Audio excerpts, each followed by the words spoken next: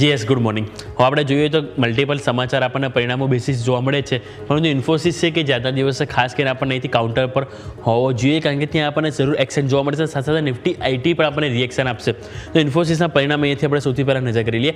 આપણે જે ઓવરઓલ પરિણામની વાત કરીએ તો અનુમાન છે એના કરતાં ઘણા સારા જોવા મળે છે. ડોલર આવક જો 5% ગ્રોથ બતાવે, 494 કરોડ ડોલર જોવા મળી છે. આવક તમે નજર કરો તો આવકમાં 3% વધારો જોવા મળે છે, 42,279 કરોડ.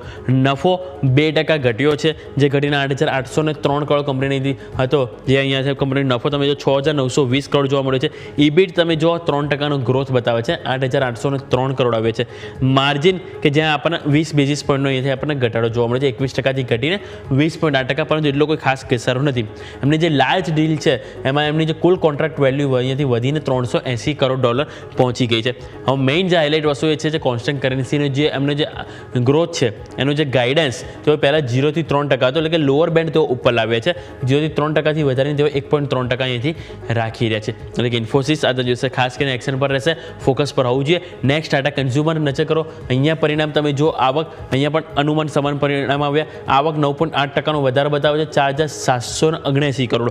તમે નજર કરો કંપની નફો તો ત્યાં 332 કરોડનો અહીંયાથી નફો આવ્યો છે, 15% ગ્રોથ થયો છે. ઇબિડા 9% ઘટ્યા છે, ઓપરેટિંગ નંબરમાં ઘટાડો જોવા મળ્યો છે. જ્યારે માર્જિન નજર કરો તો માર્જિનમાં વધારે ઘસારો જોવા મળે છે, 15.3%થી ઘટીને 12.7% કંપનીના માર્જિન જોવા મળે છે. ખાસ કરીને જે ઇન્ડિયન ફૂડ સેગમેન્ટ છે એમાં 14%નો અહીંથી તમે નજર કરો તો ઓવરઓલ આપણને ગ્રોથ જોવા મળ્યો છે. એટલે કે ટાટા કન્ઝ્યુમર ફોકસ પર આવવું જોઈએ. નેક્સ્ટ પર્સિસ્ટન્ટ સિસ્ટમ, અહીં તમારે ખાસ કરીને સ્ટોક રડાય પર આવવું જોઈએ. આવક 21.8% વધીને 3,336 કરોડ, નફો 38% ગ્રોથ બતાવે છે.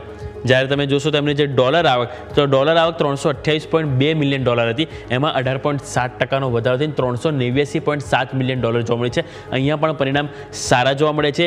બજાજ હાઉસિંગ ફાઇનાન્સ તમારા રડા પર આવવું જોઈએ. અહીંયા તમે નજર કરો તો સૌથી પહેલાં કંપનીને NII એટલે કે નેટ ઇન્ટરેસ્ટ ઇન્કમ વ્યાજથી કમાયેલ આવક જે 33.4% વધીને 887 કરોડ જોવા મળી રહી છે. નફો 20.7%નો વધારો બતાવી રહ્યો છે. ગ્રોસ NPA અને નેટ NPA ત્યાં તમે જોશો તો વધારો જોવા મળે છે.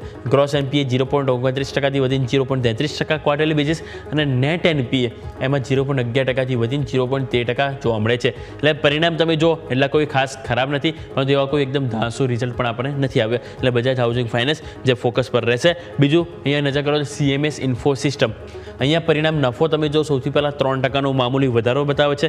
આવકમાં પણ તમે જો કોઈ ખાસ એટલો બધો ઇમ્પ્રુવમેન્ટ નથી, માત્ર 4.7%નો વધારો છે, 627.4 કરોડ કંપનીની અહીંથી આવક જોવા મળી છે. એટલે CMS ઇન્ફો સિસ્ટમ એટલે કે મેપમાં ઇન્ડિયા તમારા ફોકસ પર હોવું જોઈએ. OFSS એટલે કે Oracle financial services and software જે તમારા રડા પર હોવું છે. અહીંયા પરિણામ આવ્યા 4.1% નફો ગ્રોથ થયો છે, અને આવક જોઈએ તો ત્યાં 6.4%નો વધારો જોવા મળ્યો છે. અને આંકડો 1,852.2 કરોડ OFSનો અહીંથી આપણને આવક જોવા મળી રહી છે.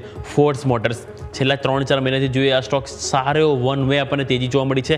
હવે પરિણામ જોઈએ કેવા આવ્યા તો આવક 21.9% વધીને 2,297 કરોડ, અને નફો નજર કરો તેમાં સારો ઇમ્પ્રૂવ, આવક કરતાં ડબલ આપણને જોવા મળે છે. આવક 25% આજુબાજુ છે, જ્યારે નફો તમે જો 52.4%નો ગ્રોથ બતાવે છે, 176.4 કરોડ. એટલે કે ફોર્સ મોટર્સ ફોકસ પર હોવું જોઈએ. બીજું ડૉક્ટર રેડ્ડીના પરિણામ આવ્યા, ત્યાં પરિણામ થોડાક આપણને કમજોર જોવા મળે છે.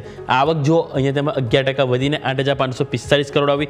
નફો મામૂલી 2%નો વધારો બતાવે છે, 1,418 કરોડ કંપનીનો નફો આવ્યો છે. ઇબિડા 5%નો ગ્રોથ બતાવે છે. માર્જિન તમે જોશો 28.2% હતા, જ્યાં ઘસારો આવ્યો, અને 26.7% ઉપર કંપનીના માર્જિન જોવા મળી રહ્યા છે. નોર્થ અમેરિકામાં જોઈએ તેમનું જે વેચાણ છે એ 11% ઘટીને 3,410 કરોડ આવ્યું. હવે કંપનીનું કહેવું છે કે એમની જે સ્પેસિફિક જે એક દવા હતી એના પ્રાઇસિંગના પ્રેશરથી અહીંયાથી યુએસમાંથી આવક ઓછી આવી છે, એવું એમનું કહેવું છે. પરંતુ ડૉક્ટર રેડ્ડી જે તમારા ફોકસ પર હોવું જોઈએ, જરૂરથી એક્સચેન્જ જોવા મળશે. બીજો સ્ટોક તમારા કાઉન્ટર પર હોવો જોઈએ છે IEX. IEXમાં સમાચાર છે કે ઇલેક્ટ્રિસિટી રેગ્યુલેટર CERC હવે લાવશે અહીંયાથી એક માર્કેટ કપલિંગનો નિર્ણય તેમાંથી લેવા જઈ રહ્યા છે. એટલે કે જાન્યુઆરી 2026થી આ માર્કેટ કપલિંગ અહીંયાથી આપણને લાગુ પડતું જોવા મળી શકે છે. એટલે IEX કે જેના માટે મહત્વના સમાચાર છે, જરૂરથી આ સ્ટોક મોટી મૂવમેન્ટ આજે આપણને અપસાઇડ અને નેગેટિવ જરૂરથી જોવા મળવાની છે. બીજું તમારે નેટકો ફાર્મા રડા પર હોવું જોઈએ.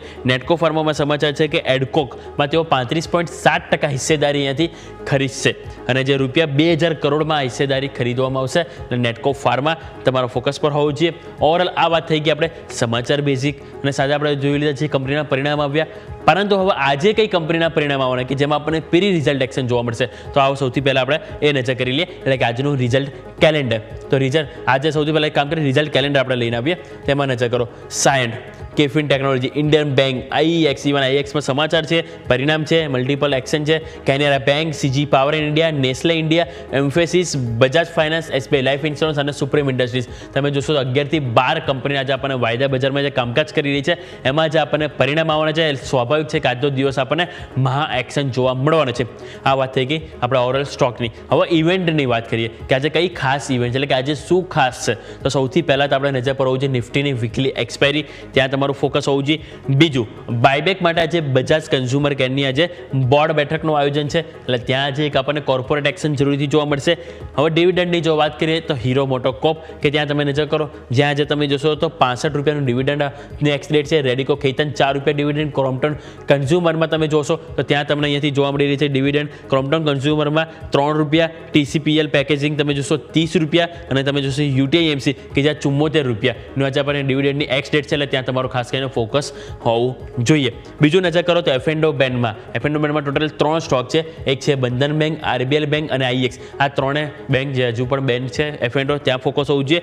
બ્રિગેડ હોટલ વેન્ચર્સ, જે બ્રિગેડ એન્ટરપ્રાઇઝ છે એની સબસિડિયરી કંપની છે, જેનો IPO આજથી ઓપન થવાનો છે સબસ્ક્રાઇબ માટે, એટલે ત્યાં તમારો ફોકસ હોવું જોઈએ. બીજું ઓલરેડી GNG ઇલેક્ટ્રોનિક્સ, ઇન્ડિક્યુબ સ્પેસિસ બંનેનો આજે સબસ્ક્રાઇબ માટે બીજો દિવસ છે, એટલે ત્યાં પણ તમારો ફોકસ હોવું જોઈએ. અને લાસ્ટ યુએસના વાત કરીએ ગ્લોબલ માર્કેટમાં, તેમાં જોબલેસ ક્લેમના આંકડા આવવાના છે, એટલે આપણે સ્વાભાવિક છે કે મલ્ટિપલ એક્શન છે, સ્ટોક સ્પેસિફિક, ઇવેન્ટ સ્પેસિફિક. આપણે જોયું કે ઘણા બધા પરિણામ આવ્યા, ઘણા બધા પરિણામ આજે આવવાના છે, એટલે આજે આપણને જરૂરથી માર્કેટમાં મોટી એક્શન સ્ટોક સ્પેસિફિક અને ઇન્ડેક્સ સ્પેસિફિક બંને રીતે આપણને જોવા મળશે.